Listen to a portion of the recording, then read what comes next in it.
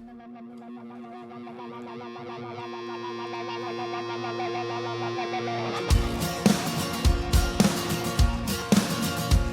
are pains we gotta follow, there are pains we cannot run when we're looking down the barrel of a gun. It is not about surviving, either living or you're dying. Stand your ground and never ever be afraid, 'cause we are one. 'Cause we are one. So break your teeth, take your ground, make some noise and get around, 'cause we are one. Yeah, we are one. We stand united. Whoa, whoa. United, together rise and fall, 'cause it's all for one, one for all. Yeah, it's all for one. And we will stand our ground.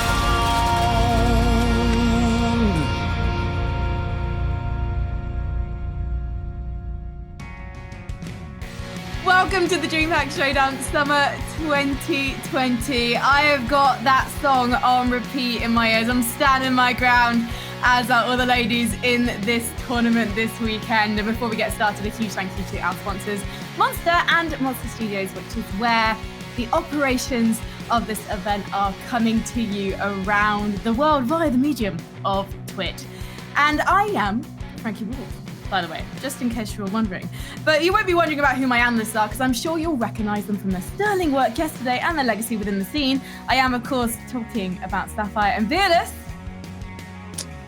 Like magic, I just summoned them. Hello, ladies! Hello. Hey!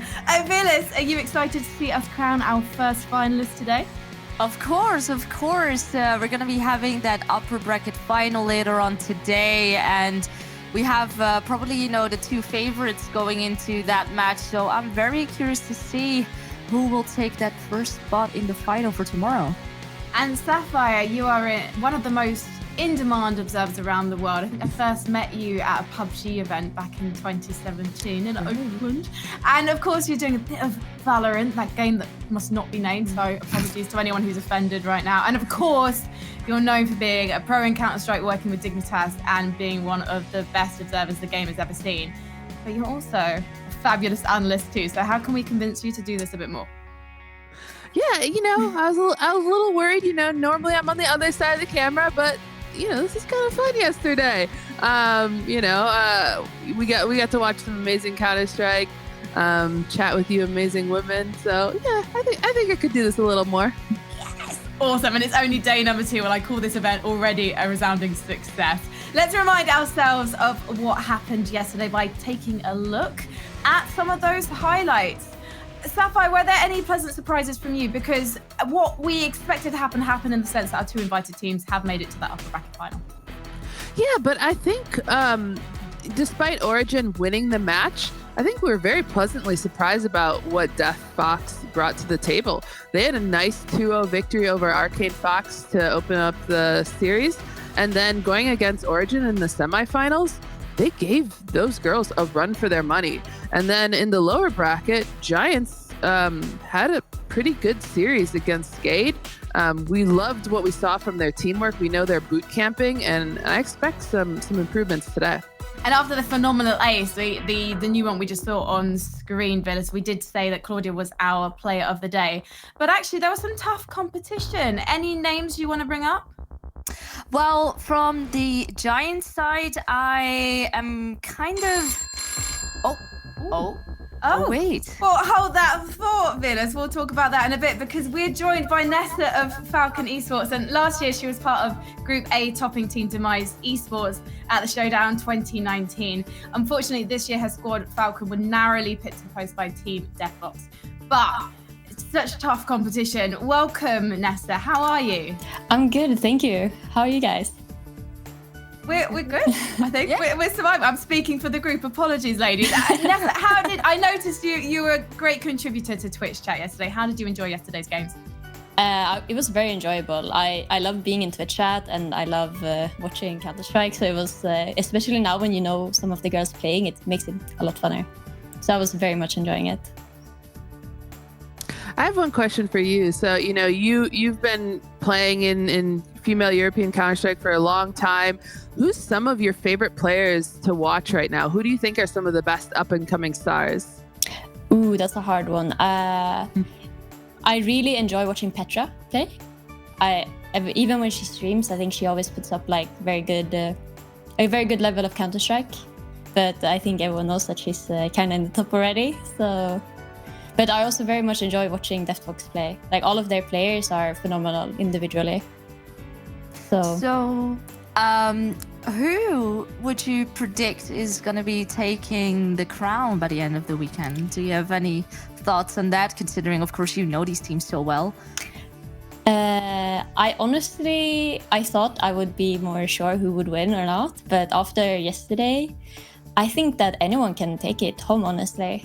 I think that all of the girls are showing like a good level of Counter-Strike, and that it's just about who's going to be feeling it today and taking it to the upper bracket final. And yeah. What do you think is the future for these female pro CS players and players like yourself, Nessa? Hopefully we're eventually going to be able to play with guys. I think that's what everyone's like dreaming of, and hopefully it's not too far away. But like DreamHack that's done this tournament has done a great job to like raise the awareness, and hopefully more initiatives like this will make us play even better in the future. Can I ask you just one more thing before you go, Nessa? When you're watching or playing in women's tournaments as a player, how do you feel about the negativity we see from players or people in the community who clearly are not playing at a professional level but seem to have an opinion about it anyway? I mean, when I play, I generally don't care about it because then I'm busy focusing on playing. But now when I'm watching it, it makes me very sad, obviously. Because I feel like I would need to protect the girls, because this is just not unfair. They're sitting here putting up a great fight, playing the games of their lives, and people are flaming them and like I don't know. It makes me very sad. I hope people change their mind and can just enjoy it. Absolutely. I think people will, and I think that you're a big part of that as well. So thank you so much for agreeing to jump on the line and chat to us today, Nessa, and hopefully I'll see you a bit more in Twitch chat, and hopefully, in fact, I'll see you playing an event in future. Yeah, hopefully. Thank you so much. Thank you. Thanks, Nessa. It was so lovely for Nessa to join us. I just we put the feelers out yesterday after we saw her chatting in Twitch chat. And Sapphire, can you tell me a bit more about Nessa as a player, given that she was here at the Showdown last year? Yeah, so she last year she played with a team called Demise. I think she's playing with a team called Falcon right now. Unfortunately, they didn't qualify for this event, but we've seen her in a lot of different events, from Intel Challenge, DreamHack Showdown. She's always at Copenhagen Games. So this is a girl that she puts in a lot of time. She's surrounded by great players. I really hope she continues her success. Yeah. Well, we have got time, I believe, for our topic of the day. And I thought, like, we're seeing some really lovely people. I just checked Twitch chat. That's why my face was over here. And actually, we got some lovely chatters already. And I genuinely mean that. Everyone's being really nice. But I noticed there were a few questions in Twitch chat yesterday. Sort of what I would call the FAQs of events like this. The first question, I'm going to actually get the analyst to answer this. The first question to you, Sapphire, is: are these women playing? Yeah, that's a difficult one, but actually girls do play Counter-Strike. Hard to believe, I know. We're not always in the kitchen. We play Counter-Strike, and some of us do it pretty damn well. I do confess that I have a lovely laptop, and occasionally I do watch Counter-Strike in the kitchen. Incredible. I haven't graduated to playing yet, but maybe in the next 5 years. Veerless, a question for you. Why should there be a tournament for only women? There isn't one for men. Well, the thing is, females in CS are sometimes a little bit stuck. They're just not on the same level as the men are, but they need that experience to grow, to, come towards that level, and with more and more of these events coming up, you let them have that experience and that power and the confidence as well to grow and to learn from that. And eventually, you know, as time will come, we will hopefully see some mixed tournaments.